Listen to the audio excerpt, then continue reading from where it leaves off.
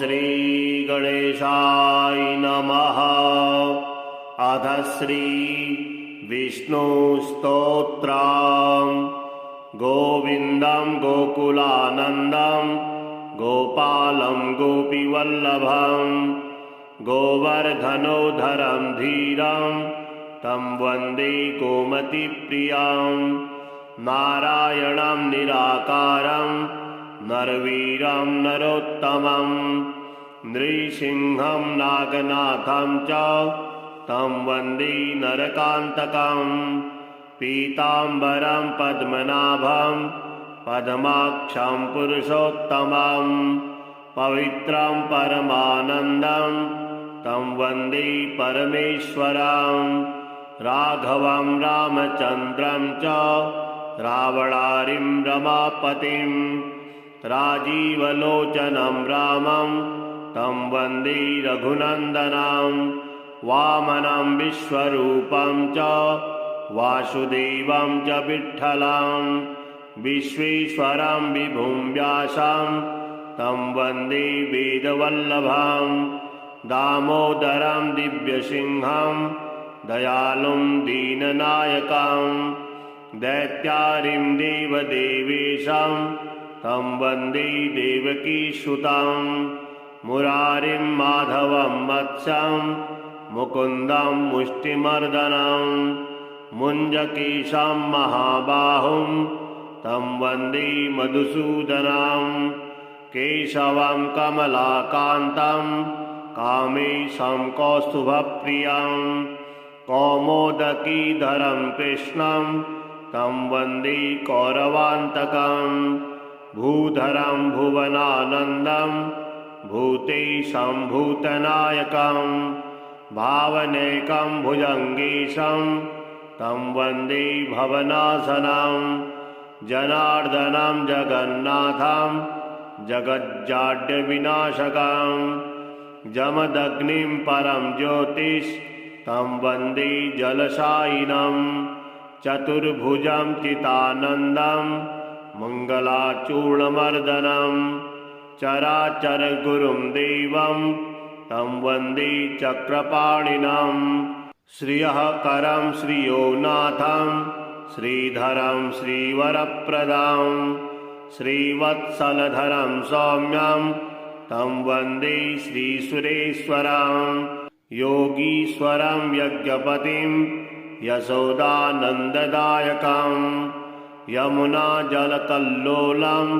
तं वन्दे यदुनायकं। शालिग्रामसिद्धशुद्धं शङ्खचक्रोपशोभितं सुरासुरैः सदा सेव्यं तं वन्दे साधुवल्लभं। त्रिविक्रमं तपोमूर्तिं त्रिविधघोघनाशनं त्रिस्थलं तीर्थराजेन्द्रं तं वन्दे तुलसीप्रियं। अनन्तमादिपुरुषं अच्युतं च वरप्रदं आनन्दं च सदानन्दं तं वन्दे चाघनाशनं। लीलया धृतभूभारं लोकसत्त्वैकवन्दितं लोकेश्वरं च श्रीकान्तं तं वन्दे लक्ष्मणप्रियं। हरिं च हरिणाक्षं च हरिनाथं हरिप्रियं हलायुधसहायं च तं वन्दे हनुमत्पतिं। गोविन्दं गोकुलानन्दं गोपालं गोपीवल्लभं गोवर्धनोधरं धीरं तं वन्दे गोमतीप्रियं। नारायणं निराकारं नरवीरं नरोत्तमं नृसिंहं नागनाथं च तं वन्दे नरकान्तकं। पीताम्बरं पद्मनाभं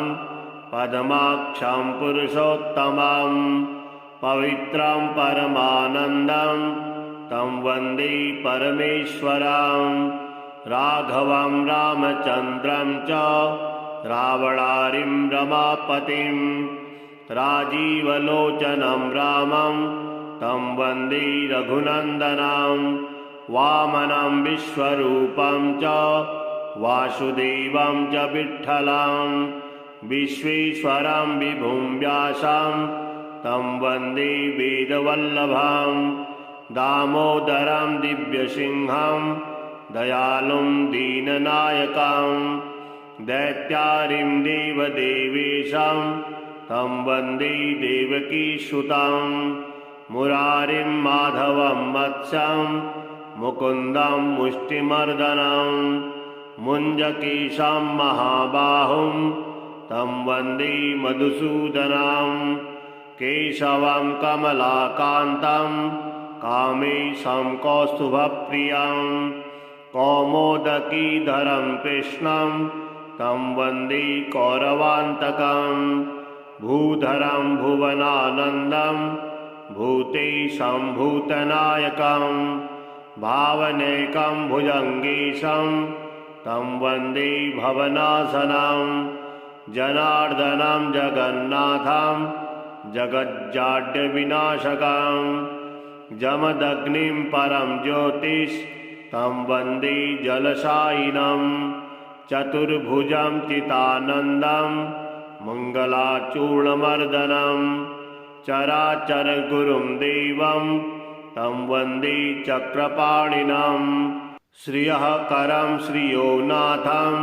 श्रीधरं श्रीवरप्रदां श्रीवत्सलधरं सौम्यं तं वन्दे श्रीसुरेश्वरं योगीश्वरं यज्ञपतिं यशोदानन्ददायकं यमुनाजलकल्लोलं तं वन्दे यदुनायकं शालिग्रामसिद्धशुद्धं शङ्खचक्रोपशोभितं सुरासुरैः सदा सेव्यं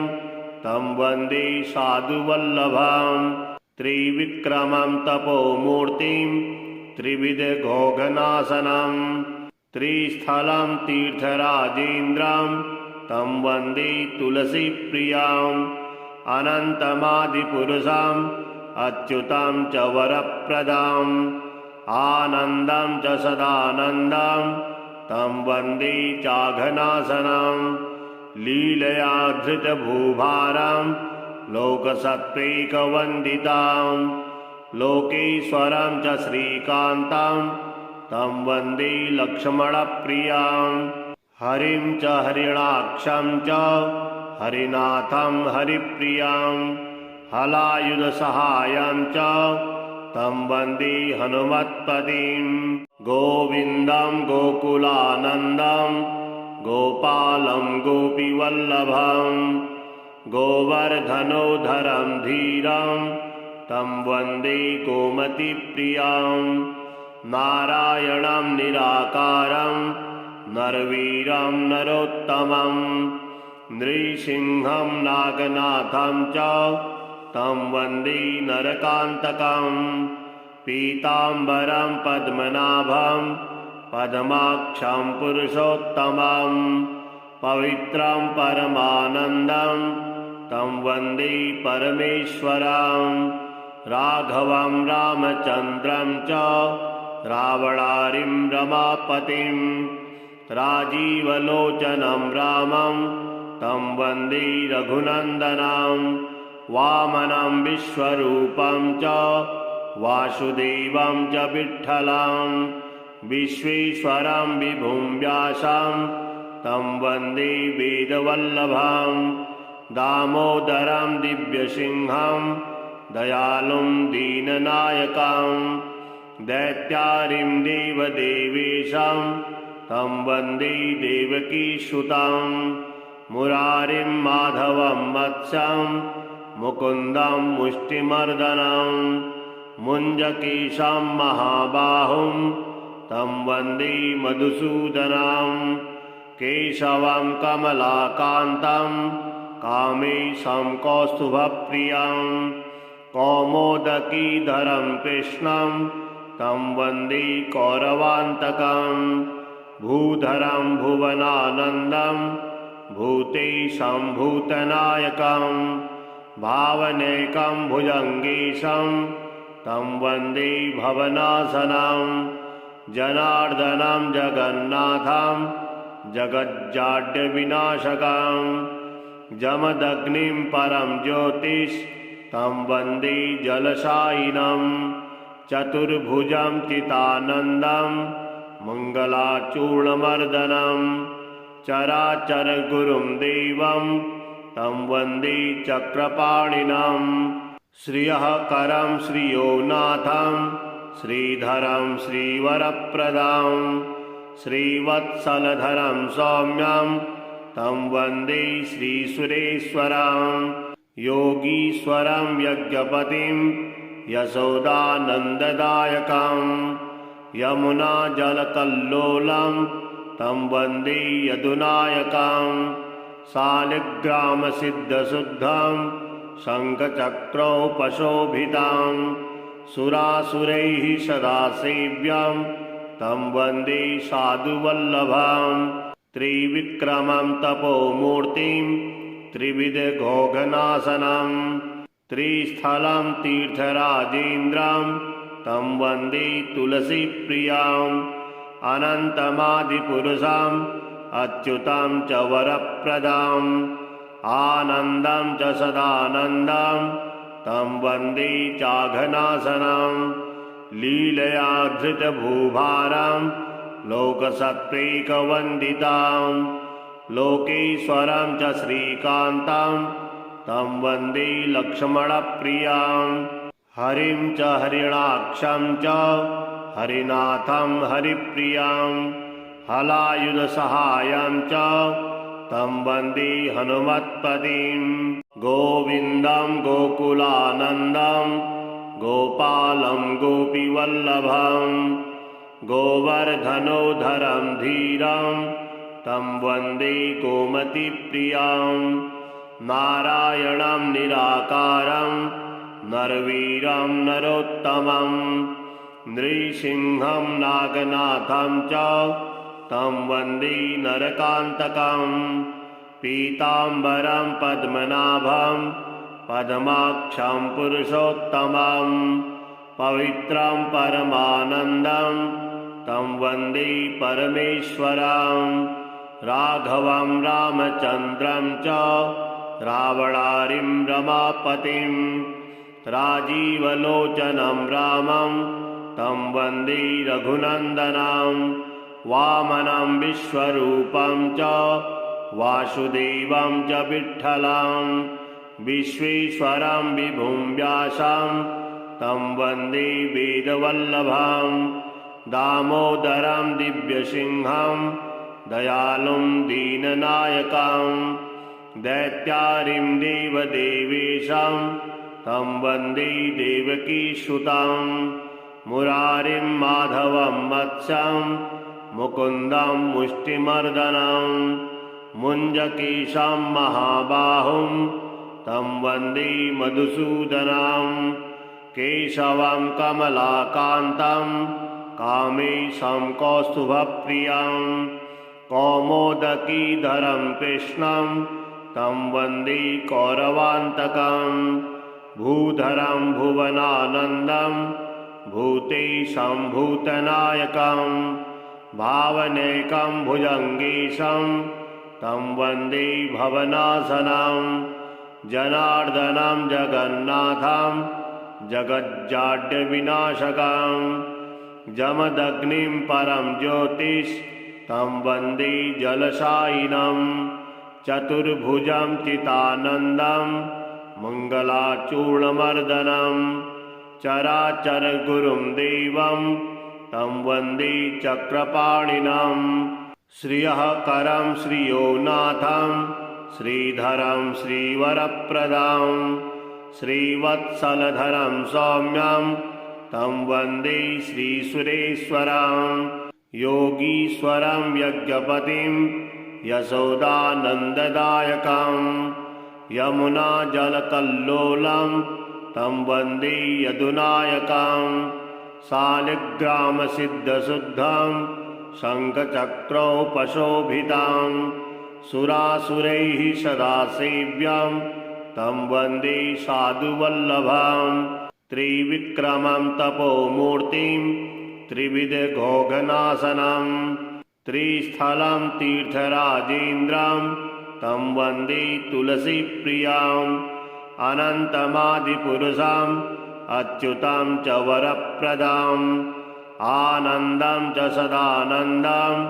तं वन्दे चाघनासनं लीलया धृतभूभारं लोकसत्त्वैकवन्दितां लोकेश्वरं च श्रीकान्तं तं वन्दे लक्ष्मणप्रियां हरिं च हरिणाक्षं च हरिनाथं हरिप्रियां हलायुधसहायं च तं वन्दे हनुमत्पतिं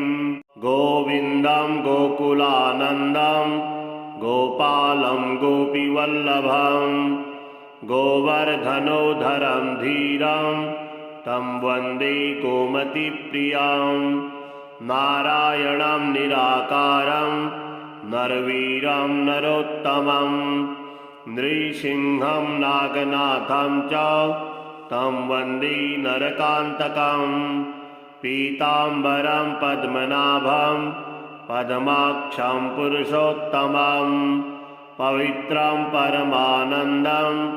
तं वन्दे परमेश्वरं राघवं रामचन्द्रं च रावणारिं रमापतिं राजीवलोचनं रामं तं वन्दे रघुनन्दनं वामनं विश्वरूपं च वासुदेवं च विठ्ठलं विश्वेश्वरं विभुं व्यासं तं वन्दे वेदवल्लभं दामोदरं दिव्यसिंहं दयालुं दीननायकं दैत्यारिं देवदेवेशं तं वन्दे देवकीसुतं मुरारिं माधवं मत्स्यं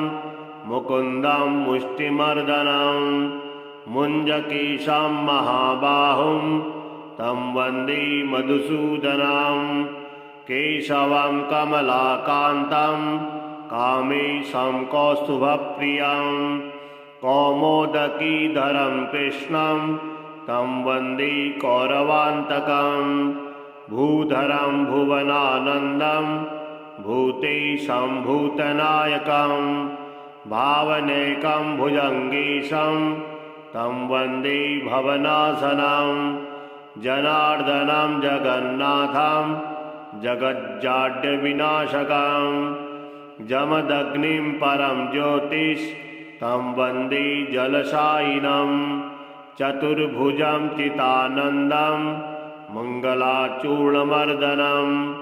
चराचरगुरुं देवं तं वन्दे चक्रपाणिनं श्रियः करं श्रियोनाथं श्रीधरं श्रीवरप्रदां श्रीवत्सलधरं सौम्यं तं वन्दे श्रीसुरेश्वरं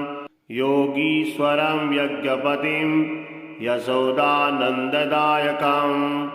यमुनाजलकल्लोलं तं वन्दे यदुनायकं शालिग्रामसिद्धशुद्धं शङ्खचक्रोपशोभितं सुरासुरैः सदा सेव्यं तं वन्दे साधुवल्लभं त्रिविक्रमं तपोमूर्तिं त्रिविधघोघनाशनं त्रिस्थलं तीर्थराजेन्द्रं तं वन्दे तुलसीप्रियम् अनन्तमादिपुरुषम् अच्युतं च वरप्रदाम् आनन्दं च सदानन्दं तं वन्दे चाघनासनं लीलया धृतभूभारं लोकसत्त्वैकवन्दितां लोकेश्वरं च श्रीकान्तं तं वन्दे लक्ष्मणप्रियां हरिं च हरिणाक्षं च हरिनाथं हरिप्रियां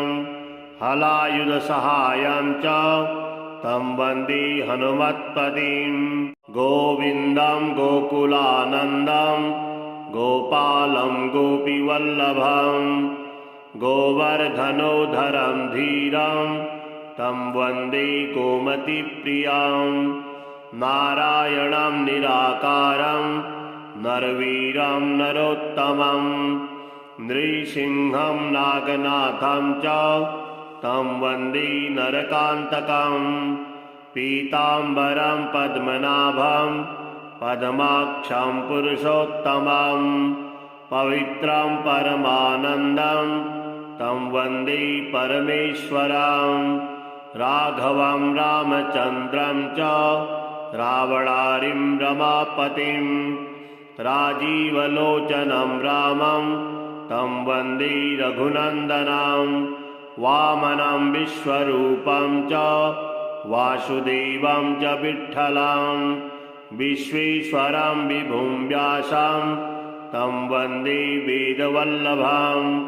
दामोदरं दिव्यसिंहं दयालुं दीननायकं दैत्यारिं देवदेवेशं तं वन्दे देवकीसुतं। मुरारिं माधवं मत्स्यं मुकुन्दं मुष्टिमर्दनं मुञ्जकेशं महाबाहुं तं वन्दे मधुसूदनं। केशवं कमलाकान्तं कामेशं कौस्तुभप्रियं कौमोदकीधरं कृष्णं तं वन्दे कौरवान्तकं। भूधरं भुवनानन्दं भूतेशं भूतनायकं भावनैकं भुजङ्गेशं तं वन्दे भवनाशनं। जनार्दनं जगन्नाथं जगज्जाड्यविनाशकं जमदग्निं परं ज्योतिष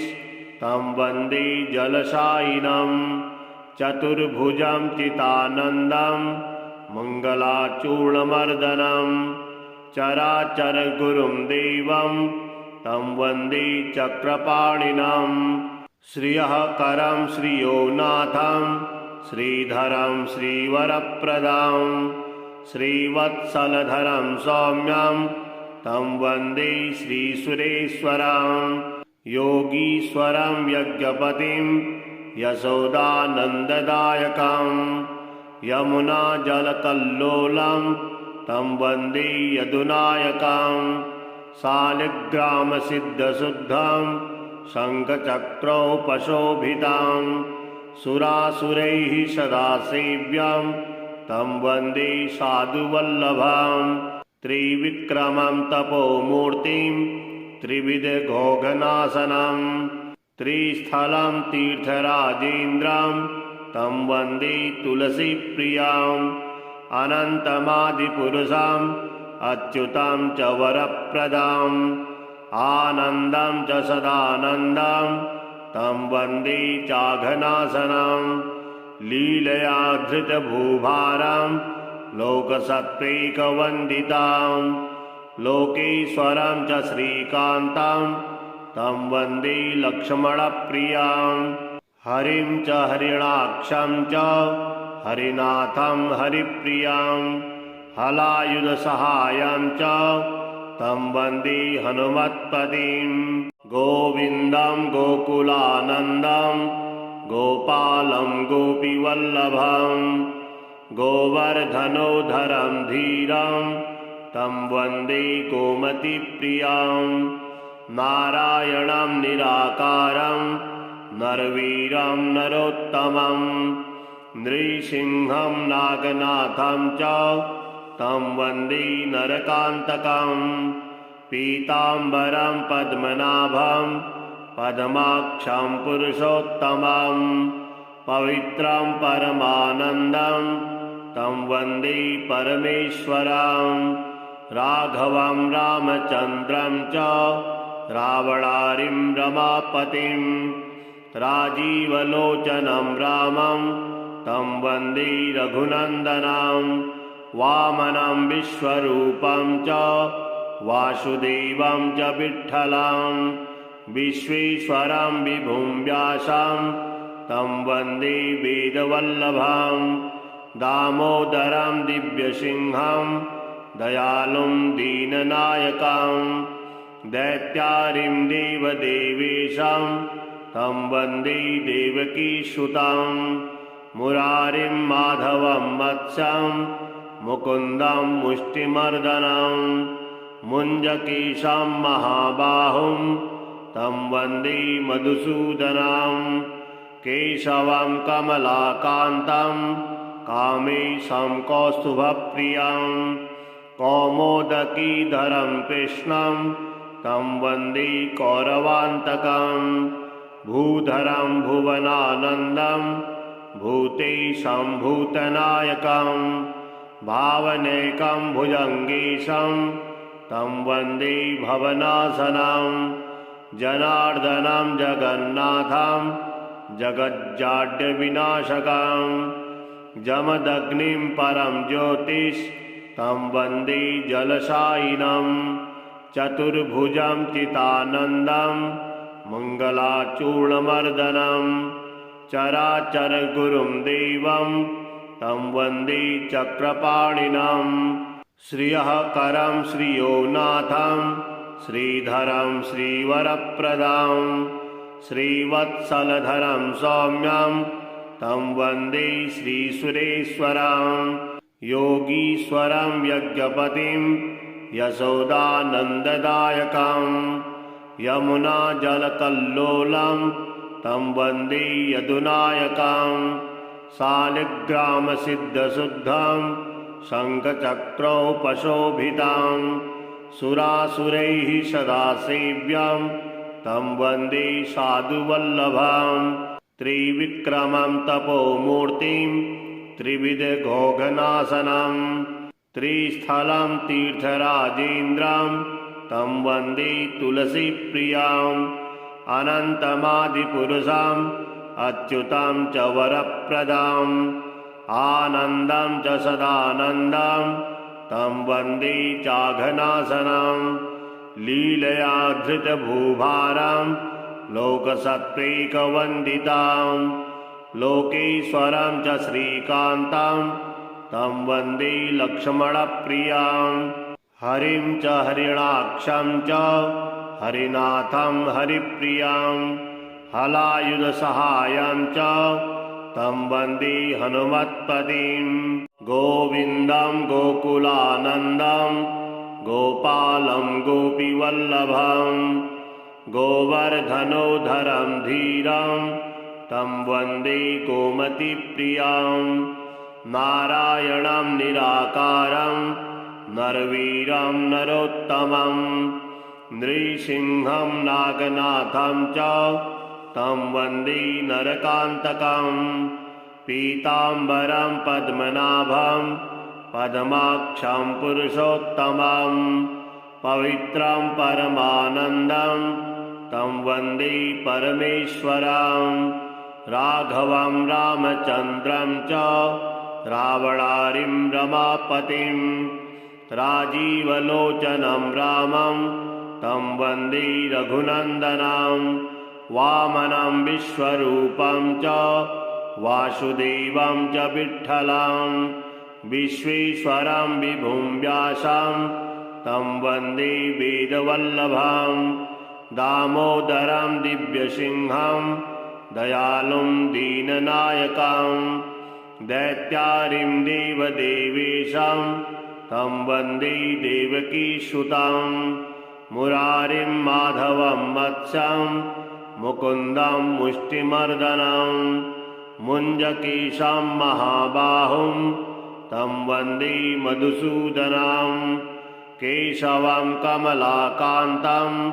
कामेशं कौस्तुभप्रियं कौमोदकीधरं कृष्णं तं वन्दे कौरवान्तकं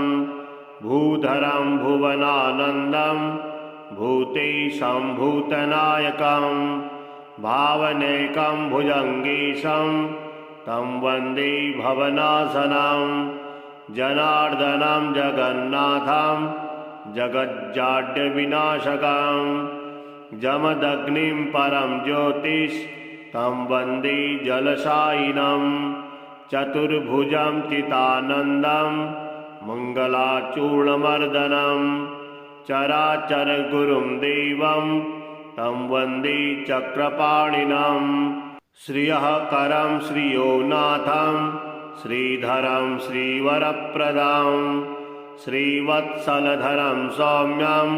तं वन्दे श्रीसुरेश्वरं योगीश्वरं यज्ञपतिं यशोदानन्ददायकं यमुनाजलकल्लोलं तं वन्दे यदुनायकं शालिग्रामसिद्धशुद्धं शङ्खचक्रोपशोभितं सुरासुरैः सदा सेव्यं तं वन्दे साधुवल्लभं त्रिविक्रमं तपोमूर्तिं त्रिविधघोघनाशनं त्रिस्थलं तीर्थराजेन्द्रं तं वन्दे तुलसीप्रियम् अनन्तमादिपुरुषम् अच्युतं च वरप्रदम् आनन्दं च सदानन्दं तं वन्दे चाघनाशनं लीलया धृतभूभारं लोकसत्त्वैकवन्दितं लोकेश्वरं च श्रीकान्तं तं वन्दे लक्ष्मणप्रियं हरिं च हरिणाक्षं च हरिनाथं हरिप्रियं हलायुधसहायं च तं वन्दे हनुमत्पतिं गोविन्दं गोकुलानन्दं गोपालं गोपीवल्लभं गोवर्धनोधरं धीरं तं वन्दे गोमतीप्रियं नारायणं निराकारं नरवीरं नरोत्तमं नृसिंहं नागनाथं च तं वन्दे नरकान्तकं पीताम्बरं पद्मनाभं पद्माक्षं पुरुषोत्तमं पवित्रं परमानन्दं तं वन्दे परमेश्वरं राघवं रामचन्द्रं च रावणारिं रमापतिं राजीवलोचनं रामं तं वन्दे रघुनन्दनं वामनं विश्वरूपं च वासुदेवं च विठ्ठलं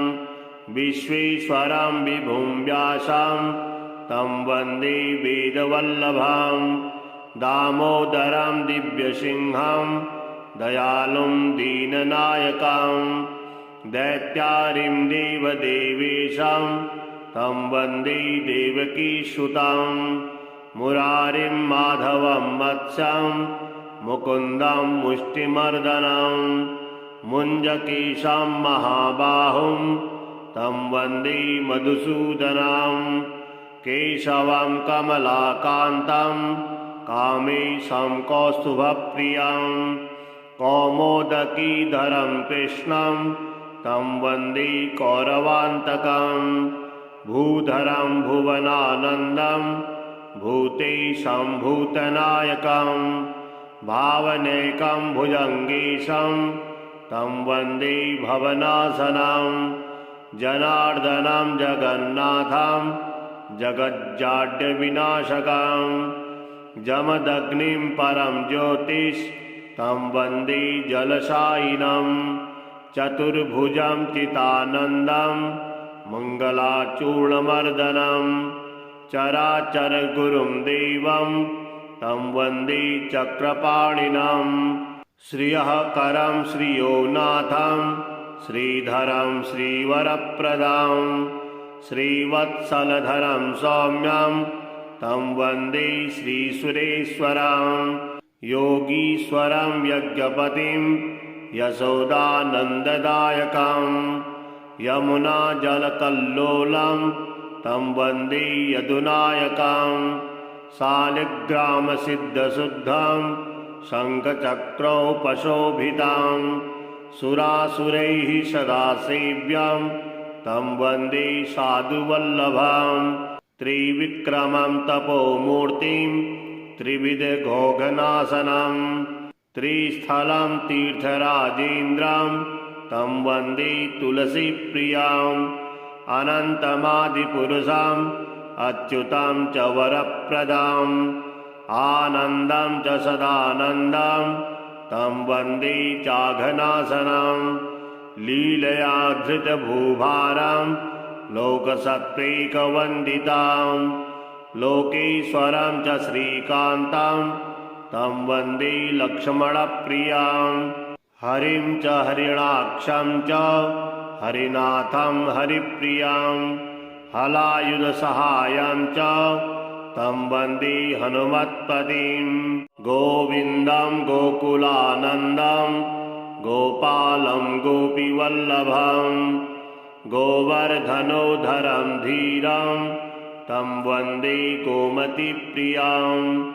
नारायणं निराकारं नरवीरं नरोत्तमं नृसिंहं नागनाथं च तं वन्दे नरकान्तकं पीताम्बरं पद्मनाभं पद्माक्षं पुरुषोत्तमं पवित्रं परमानन्दं तं वन्दे परमेश्वरं राघवं रामचन्द्रं च रावणारिं रमापतिं राजीवलोचनं रामं तं वन्दे रघुनन्दनं वामनं विश्वरूपं च वासुदेवं च विठ्ठलं विश्वेश्वरं विभुं व्यासं तं वन्दे वेदवल्लभं दामोदरं दिव्यसिंहं दयालुं दीननायकं दैत्यारिं देवदेवेशं तं वन्दे देवकीसुतं मुरारिं माधवं मत्स्यं मुकुन्दं मुष्टिमर्दनं मुञ्जकेशं महाबाहुं तं वन्दे मधुसूदनं केशवं कमलाकान्तं कामेशं कौस्तुभप्रियं कौमोदकीधरं कृष्णं तं वन्दे कौरवान्तकं भूधरं भुवनानन्दं भूतेशं भूतनायकं भावनेकं भुजङ्गेशं तं वन्दे भवनाशनं जनार्दनं जगन्नाथं जगज्जाड्यविनाशकं जमदग्निं परं ज्योतिष तं वन्दे जलशायिनं चतुर्भुजं चितानन्दं मङ्गलाचूर्णमर्दनं चराचरगुरुं देवं तं वन्दे चक्रपाणिनं श्रियः करं श्रियोनाथं श्रीधरं श्रीवरप्रदां श्रीवत्सलधरं सौम्यं तं वन्दे श्रीसुरेश्वरं योगीश्वरं यज्ञपतिं यशोदानन्ददायकं यमुनाजलकल्लोलं तं वन्दे यदुनायकं शालिग्रामसिद्धशुद्धं शङ्खचक्रोपशोभितं सुरासुरैः सदा सेव्यं तं वन्दे साधुवल्लभं त्रिविक्रमं तपोमूर्तिं त्रिविधघोघनाशनं त्रिस्थलं तीर्थराजेन्द्रं तं वन्दे तुलसीप्रियं अनन्तमादिपुरुषम् अच्युतं च वरप्रदम् आनन्दं च सदानन्दं तं वन्दे चाघनाशनं लीलया धृतभूभारं लोकसत्त्वैकवन्दितां लोकेश्वरं च श्रीकान्तं तं वन्दे लक्ष्मणप्रियं हरिं च हरिणाक्षं च हरिनाथं हरिप्रियं हलायुधसहायं च तं वन्दे हनुमत्पतिं गोविन्दं गोकुलानन्दं गोपालं गोपीवल्लभं गोवर्धनोधरं धीरं तं वन्दे गोमतीप्रियं नारायणं निराकारं नरवीरं नरोत्तमं नृसिंहं नागनाथं च तं वन्दे नरकान्तकं पीताम्बरं पद्मनाभं पद्माक्षं पुरुषोत्तमं पवित्रं परमानन्दं तं वन्दे परमेश्वरं राघवं रामचन्द्रं च रावणारिं रमापतिं राजीवलोचनं रामं तं वन्दे रघुनन्दनं वामनं विश्वरूपं च वासुदेवं च विठ्ठलं विश्वेश्वरं विभुं व्यासं तं वन्दे वेदवल्लभं दामोदरं दिव्यसिंहं दयालुं दीननायकं दैत्यारिं देवदेवेशं तं वन्दे देवकीसुतं मुरारिं माधवं मत्स्यं मुकुन्दं मुष्टिमर्दनं मुञ्जकेशं महाबाहुं तं वन्दे मधुसूदनं केशवं कमलाकान्तं कामेशं कौस्तुभप्रियं कौमोदकीधरं कृष्णं तं वन्दे कौरवान्तकं भूधरं भुवनानन्दं भूतेशं भूतनायकं भावनेकं भुजङ्गेशं तं वन्दे भवनाशनं जनार्दनं जगन्नाथं जगज्जाड्यविनाशकं जमदग्निं परं ज्योतिष्तं वन्दे जलशायिनं चतुर्भुजं चितानन्दं मङ्गलाचूर्णमर्दनं चराचरगुरुं देवं तं वन्दे चक्रपाणिनं श्रियःकरं श्रियोनाथं श्रीधरं श्रीवरप्रदां श्रीवत्सलधरं सौम्यं तं वन्दे श्रीसुरेश्वरं योगीश्वरं यज्ञपतिं यशोदानन्ददायकं यमुनाजलकल्लोलं तं वन्दे यदुनायकं शालिग्रामसिद्धशुद्धं शङ्खचक्रोपशोभितं सुरासुरैः सदा सेव्यं तं वन्दे साधुवल्लभं त्रिविक्रमं तपोमूर्तिं त्रिविधघोघनाशनं त्रिस्थलं तीर्थराजेन्द्रं तं वन्दे तुलसीप्रियम् अनन्तमादिपुरुषं अच्युतं च वरप्रदम् आनन्दं च सदानन्दं तं वन्दे चाघनाशनं लीलया धृतभूभारं लोकसत्त्वैकवन्दितां लोकेश्वरं च श्रीकान्तं तं वन्दे लक्ष्मणप्रियं हरिं च हरिणाक्षं च हरिनाथं हरिप्रियं हलायुधसहायं च तं वन्दे हनुमत्पतिं गोविन्दं गोकुलानन्दं गोपालं गोपीवल्लभं गोवर्धनोधरं धीरं तं वन्दे गोमतीप्रियं नारायणं निराकारं नरवीरं नरोत्तमं नृसिंहं नागनाथं च तं वन्दे नरकान्तकं पीताम्बरं पद्मनाभं पद्माक्षं पुरुषोत्तमं पवित्रं परमानन्दं तं वन्दे परमेश्वरं राघवं रामचन्द्रं च रावणारिं रमापतिं राजीवलोचनं रामं तं वन्दे रघुनन्दनं वामनं विश्वरूपं च वासुदेवं च विठ्ठलं विश्वेश्वरं विभुं व्यासं तं वन्दे वेदवल्लभं दामोदरं दिव्यसिंहं दयालुं दीननायकं दैत्यारिं देवदेवेशं तं वन्दे देवकीसुतं मुरारिं माधवं मत्स्यं